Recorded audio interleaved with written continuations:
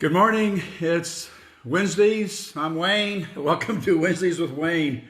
I've been really working hard on practicing how to get this done. I've had people telling me, turn the camera to the side, do this, do that, use an iPhone, use an Android. This technology is not always easy to use. So before we get started, the first thing I want to do is thank you for your time, as always. As I said before, and a friend of mine told me long ago, the most valuable thing anyone can give you is their time. So thank you for your time and thank you for being here today. We've covered a lot of stuff. I'm going to do my best, as always, to make sure your time is well spent. So thank you for showing up. How many of you have other things you could be doing right now? Okay, good. So thank you for being here. Lynn, can you see me okay? Okay. I'll take your answer as a yes or your non-answer.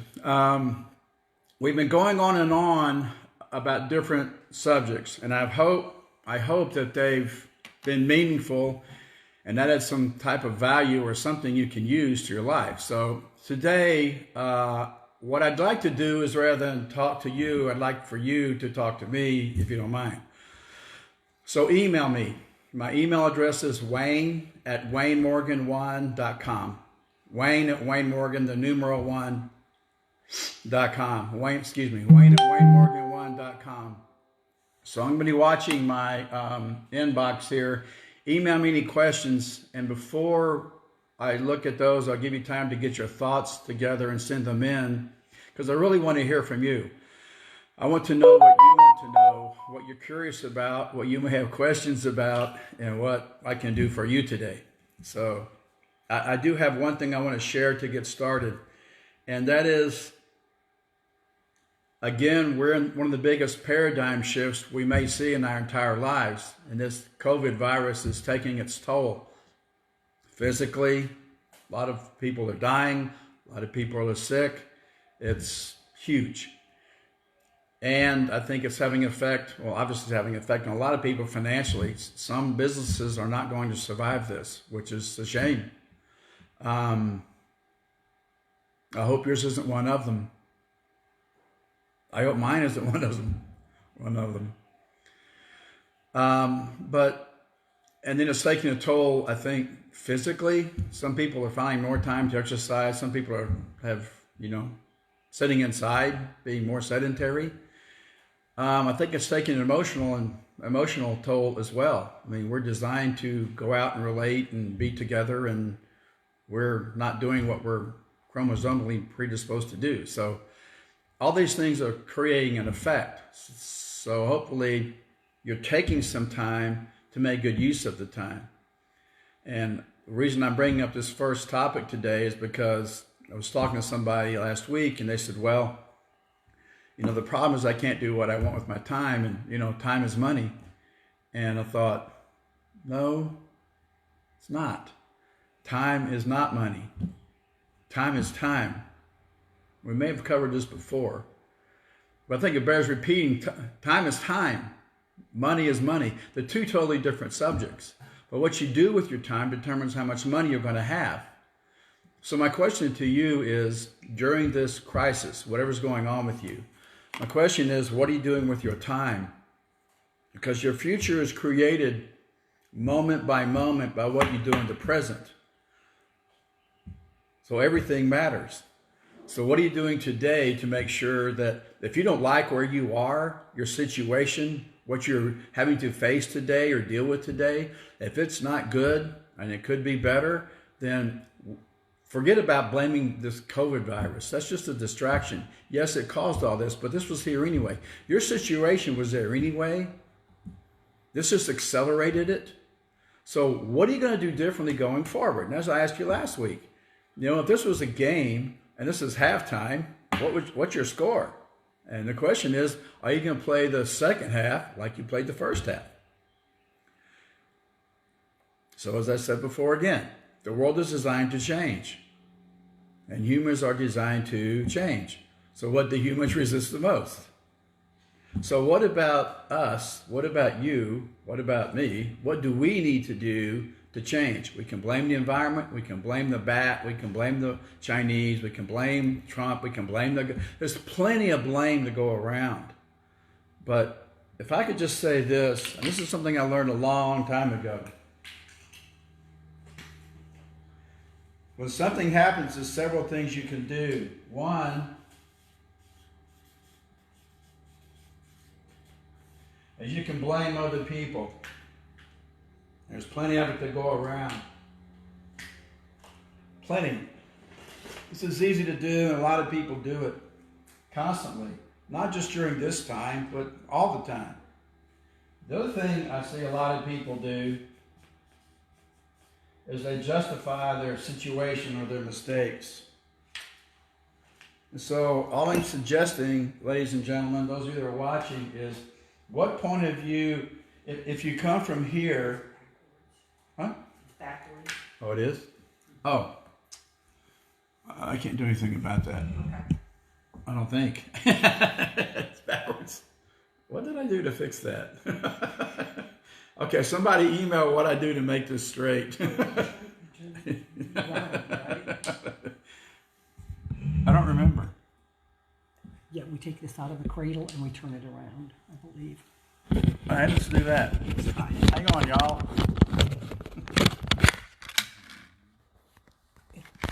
Let's see if that works. Can you see me? I don't know. All right, go see me. Okay, so hopefully you can see this. Well, it's going to be flipped. So give me some feedback here. Tell me what you see.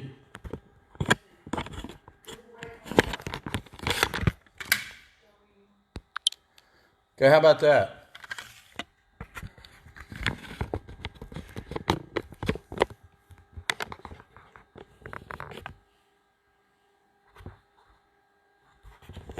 Hello?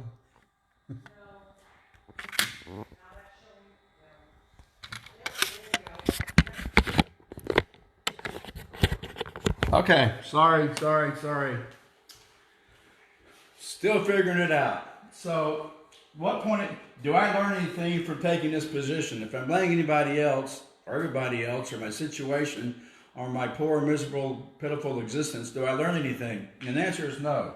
And if I'm justifying everything I did and making it right, even though it's not, do I learn anything? Of course, the answer is no. So what position do I need to take in order to maximize my learning? The point of view of I alone, and what?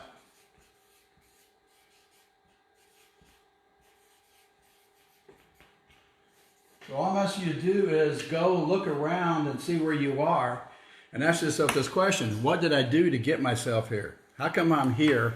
Why am I stuck here? And how am I doing? I mean, what happened? So email me if you have something you want to talk about, wayne@waynemorgan1.com, and I'll look for your emails. So all I'm suggesting is, if you play from the point of view that you're responsible for everything that happens, next thing you know, everything changes. And you can see things the way they are, not how you want them to be.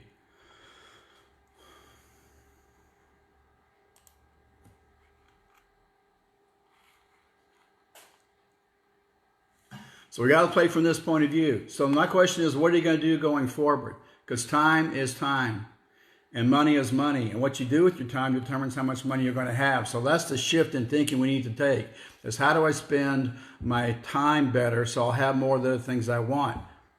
And then I'm going to question decisions. You have to question all the decisions that you've made. You cannot question an assumption you don't know you've made. A lot of us have made some decisions early on because that's what we were taught to do. And the biggest problem is we're taught to go get a jobs and work hard for money. Now we don't have those jobs. And we don't have that money. But we weren't taught to do what we're supposed to be doing or what we love to do to create wealth. So here's the question I have for you. If you had all the time, email me any questions you may have and I'll get to them. If you had the time, all the time you wanted, and time were no longer an issue, and you had all the money that you needed, what would you do with the rest of your life? All your goals should support that. If you can go do that and then apply some basic business principles, you'll never have any time or money issues again, because you'll only be well paid. You'll love what you do every day. So I said it before, and I'm going to say it again. No matter which way the economy goes, it's always a good time to make money. Always. So this is what I learned from studying my mentor, Bucky Fuller, who I mentioned several times. And what Bucky said one time, I'll never forget it, this had a profound impact on me. He said, unity is plural. So it's kind of a strange thing to say, but this is what he said.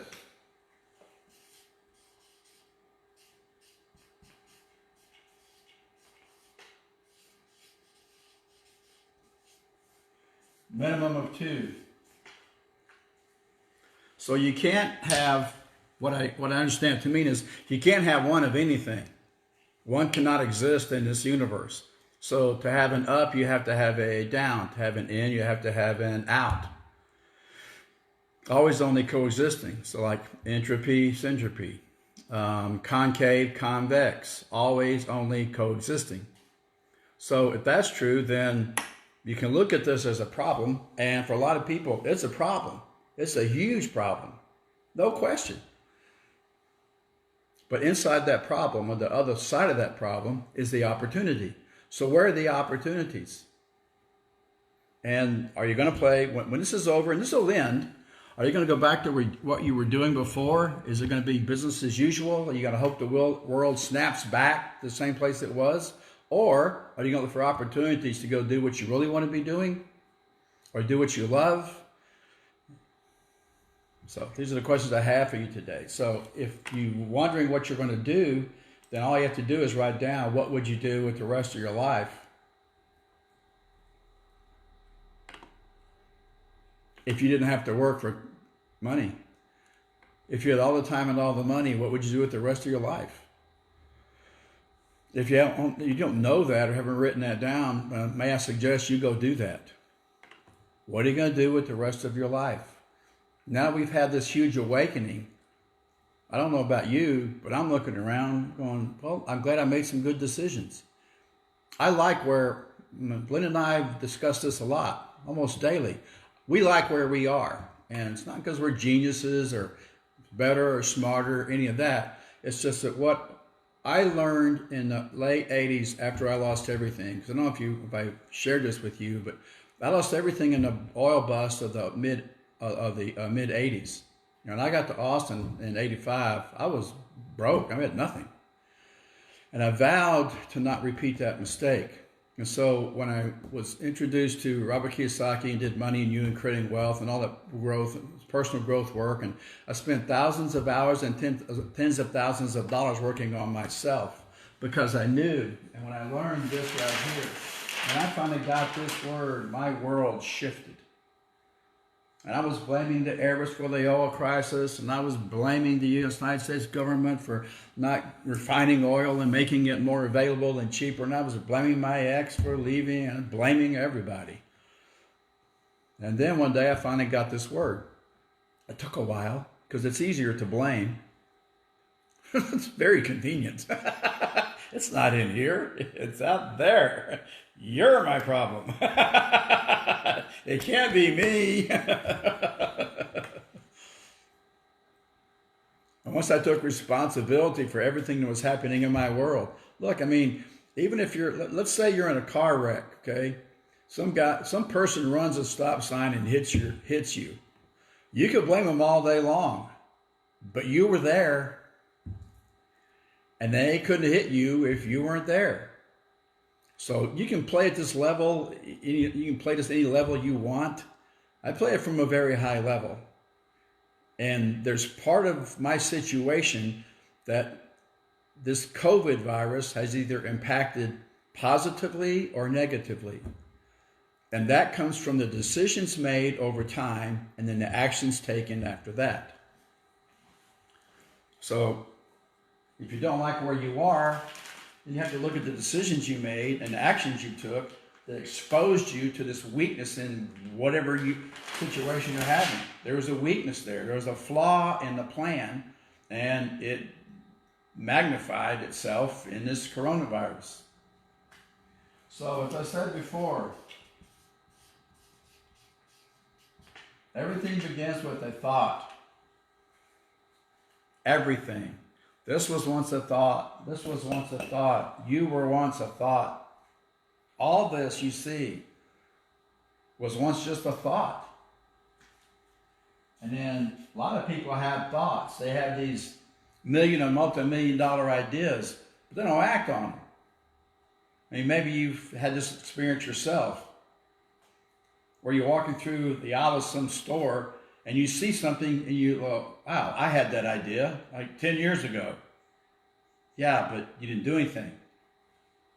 So there's this thought, and a lot of people have million-dollar ideas, don't act on them. The problem is most people have never had an original thought, because we're not taught often to think. What we're taught is be good, do as you're told, listen to me, make good grades, memorize what I'm saying, don't argue with me, don't make waves, don't make mistakes, shut up, stop arguing, vote for me. Everything. We have this thought, and oftentimes just behind the thought, it causes us to do something.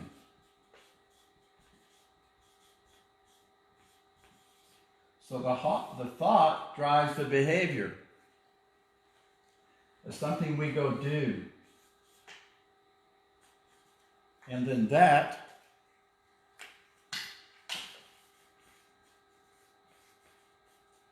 gives us that. So if you don't like this, a lot of behavioral psychologists, they want to change your behavior. Forget about this. This is the problem right here. Right? Right. And this is why. So many questions you might have. Wayne at WayneMorgan1.com. So this is Wayne at WayneMorgan1.com. This is a fairly simplistic diagram. So as you know, we humans have a brain, and the brain's in two parts, right? What's left side of the brain? What's left side? Reasoning, analytical, logic. Attorneys, engineers, lawyers, highly developed, very highly skilled left-brained activities. And then we also have a right. What's right side? It's light, color, music, artists, create.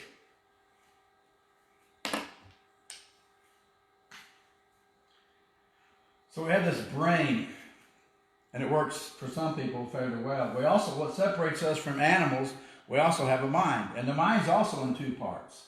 Part of it is the conscious mind.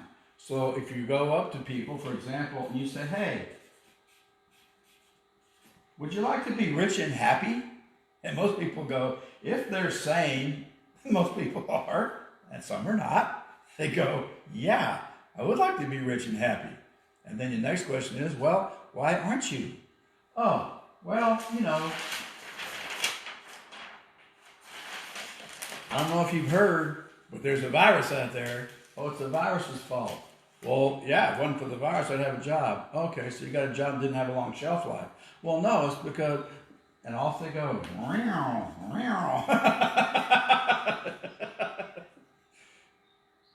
So what happened?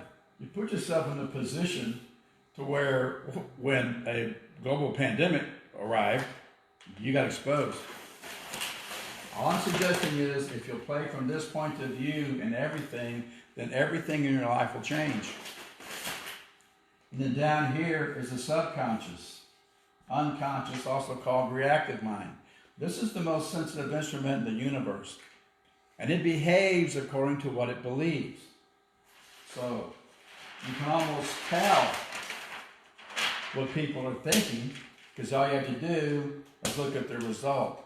The thought, which is invisible, manifests itself in the physical plane in terms of a result.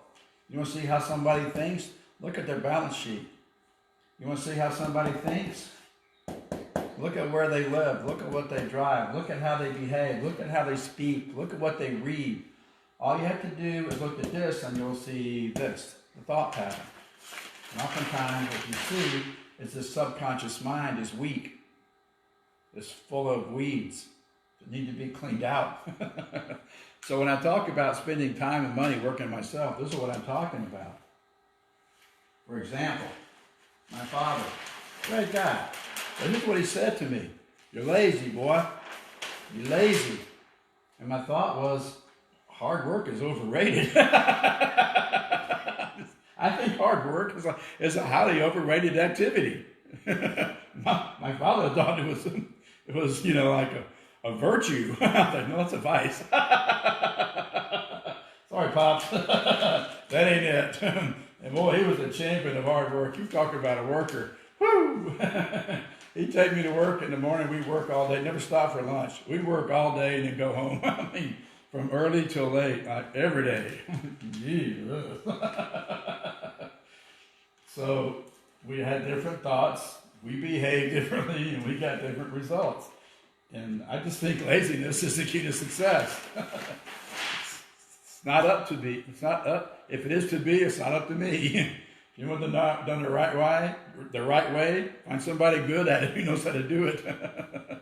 You're better off on the team. So all I'm suggesting is that just take some time if you've got some. And if you're in a house with a spouse and kids and the other spouse can't work and the kids can't go to school and you're stuck there and you can't think, then go somewhere quiet, close the door and think. And as Henry Ford, I believe it was Ford, once said, thinking's the hardest work there is. That's why so few people engage in it. So I would take this time, maybe you're already doing this, to think about where you are. You think about how to get here, how this happened to me. Don't be a victim. Just figure out, what did we do? Where are we? And did we do well? And if you have, congratulations. And if there's something about what you did that needs to change, then take this opportunity, this time, to change it. You really going to go back to that job? I mean, is what you're doing working? Because rule number one, if it doesn't work, don't do it. Focus on what works. You focus on what works. Email me if you have any questions. Wayne@waynemorgan1.com. I'll do my best to answer them. I hope this makes sense, because there's nothing to blame. There's nothing out there. There's nothing out there but your mind. And if you can harness the power of that, then life changes. Okay? Okay. There's another thing I want to share with you. I talked about the generalized principles. And this is another thing I got from Bucky. The generalized principles are scientific principles that are true in all cases. Synergy is a generalized principle. Gravity is a generalized principle. Precession, as we covered last week, is a generalized principle. These are all generalized principles. So I don't know if this is a generalized principle or not, but I saw this several years ago. It made a lot of sense to me and it's helped me. So I'm going to pass it on to you and see if you'll get some benefit from it too. This is called the theory of a dissipative structure. And it comes from a gentleman named Ilya Prigogine, and I think he was Bulgarian, but it won a Nobel Prize back in the 80s. Theory of dissipative structure. And the theory, so this is the theory. I think it's a generalized principle because I've experienced it many, many times.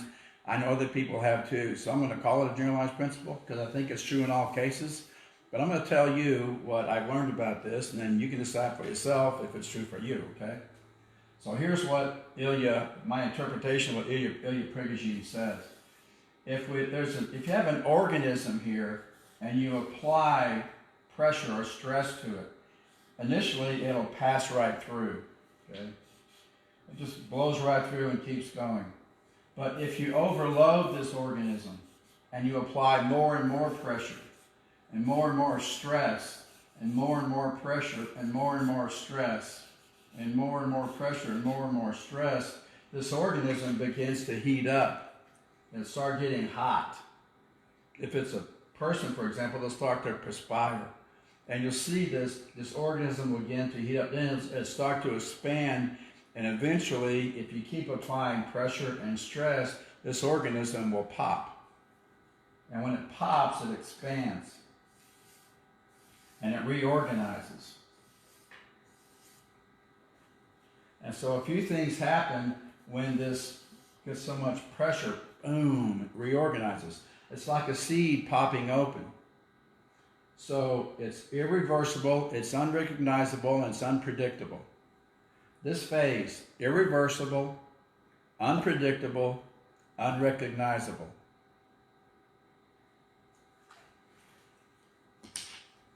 And what this is called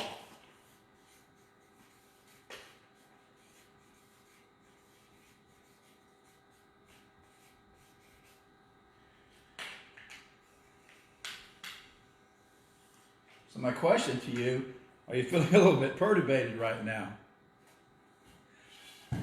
So bodybuilders understand this very, very well. And what they do is they go into the gym, they grab a weight, and they start perturbating that muscle. You know, lift, they curl, they do squats. They're perturbating their muscular system.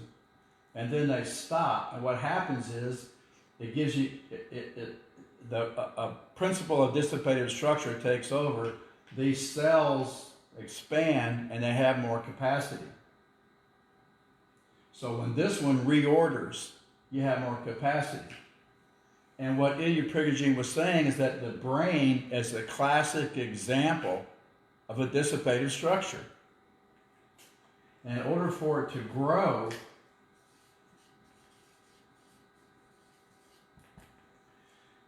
it requires stress. So if you're feeling stressed or perturbated right now, then you're following nature's plan. Because it's normal to feel this way. How many of you have had a problem that you couldn't solve and you dwelt on it for days and days or weeks and weeks, and then one night, in the middle of the night, the answer popped up? How many of you have had this experience? Okay, thank you. So this is the theory of dissipative structure or perturbation at work. So all you have to do, and that's the beauty of this right here. The subconscious mind is most sensitive, most powerful instrument in the universe. If you'll give it these things to do, it'll do the work for you. And then what happens is you have this thought, you change the thought, you change the behavior, you change your result. Everything starts here.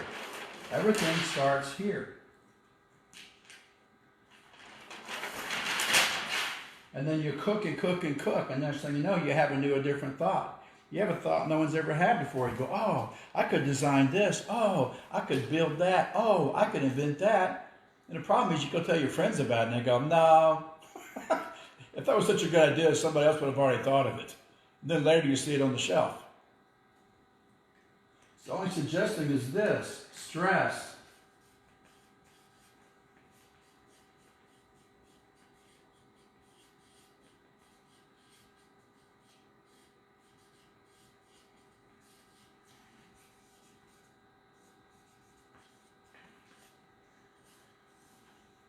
Stress is the way intelligence grows. So if you're being perturbated and you're being stressed mentally, stay with it. You're going to have a thought. And all I'm recommending is that when you have that thought, take action. Act on it. Action always beats inaction. That's back. So now we're back to procession. What was the definition of procession for my previous session? Effective bodies in motion on other bodies in motion. If you're not in motion, there's no what? Procession. So stay in motion. So once you have a thought, take action. Go into motion. Action beats inaction. And I don't know about you,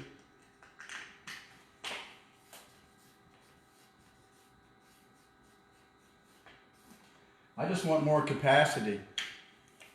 I want to be able to do more, have more, be more.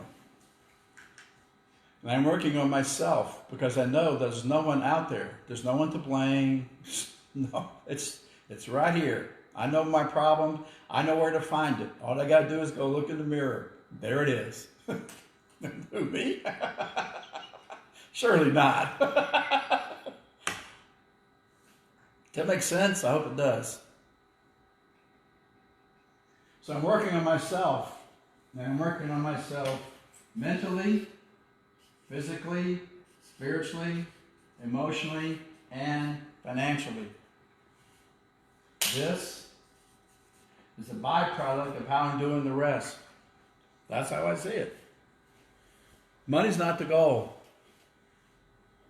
It's just a byproduct. It tells you how well you're strengthening and servicing other people.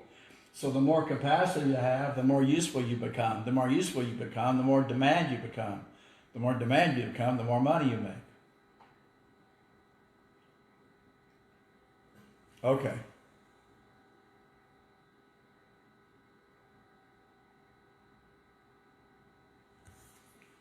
Any questions? Perturbation, theory of dissipative structure. If you're feeling perturbated, stressed right now, just stay with it. Something good's about to happen. You're going to have thoughts you've never had before. All I would like to do is encourage you to act on them.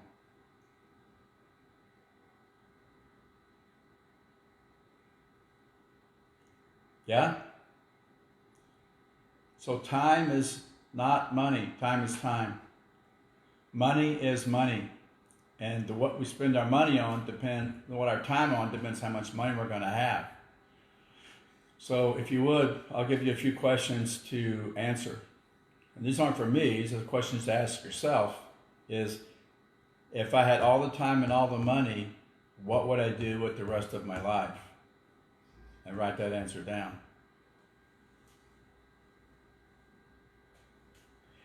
And then the next question is, how many hours per day do I spend on income producing activities?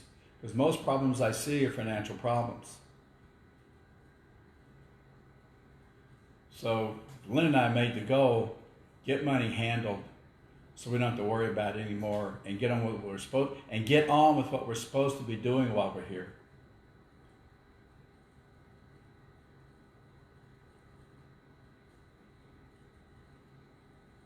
Okay, I hope this makes sense. Wayne@waynemorgan1.com. Send me your questions, concerns, considerations, what you'd like to know from us. And we'll cover it in future sessions. Wednesdays with Wayne, 9 to 10 every Wednesday. So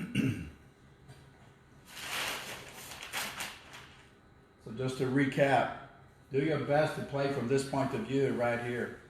There's no one and nothing to blame. I know it's convenient, but there are a lot of reasons to do this, and a lot of reasons to do this, but none of them are any good. Okay? You get here. Just remember, there's two sides to every coin. Every problem presents an opportunity, and the opportunity is going to go to those people who can think. Change their behavior, and then you'll change your result. Understand, if you work on yourself, then it's the highest ROI you can get. So I work thousands of hours, tens of thousands of dollars. If you want to know who I work with, and email me, I'm happy to give you the name of my coach. I had two good coaches that helped me here to get me out of my stuff. Because stuff builds up in here. You got to keep this clean. I don't know about you, but my house gets cleaned regularly. Otherwise, it just gets dirty again. Same thing happens here. You got to keep this thing clean. Yeah? So what I do is I'm constantly with my coaches. I'm studying, reading, keeping this thing clean, my subconscious mind. So I can be present right here today, be here now, right here, right now. And I know when I get upset or perturbated that I'm going to have a new thought. I had one last night. I did, for real. I've been having trouble, I'll tell you what it is, you want to know. I'm having trouble getting our students to get our pass rates up. So what we're going to do is, the new idea is to give an exam about how to take the exam. I know it's simple, but it's going to make a huge difference. How do you prepare for the state licensing exam? So we explain it, we tell them, but I think we're going to do it differently. I know we are. We're going to give them a quiz. Do this, did you know? Okay, what do you do? How do you do it? So there's always ongoing improvement. That's things been keeping me awake for weeks. How do we get pass rates up? How do we teach people how to get through the state exam? Convoluted, complicated, complex subject. All the formulas, all the contracts, all the agency, all that. I mean, it's a bunch. That's a lot. So I just want to help them get through that process so you can get on with, like I said, part 2. Step 1 is get your license. Step 2 is build your business. Learn how to use it. So I've been perturbating on this for a long time. Finally, I think I have an answer. So we're going to try that. And if it doesn't work, we'll try something else. But I'm pretty sure this is going to work. So this is an example of how you can use perturbation. If you're perturbated, don't worry about it. It's natural, and you're going to figure it out. Any questions for today?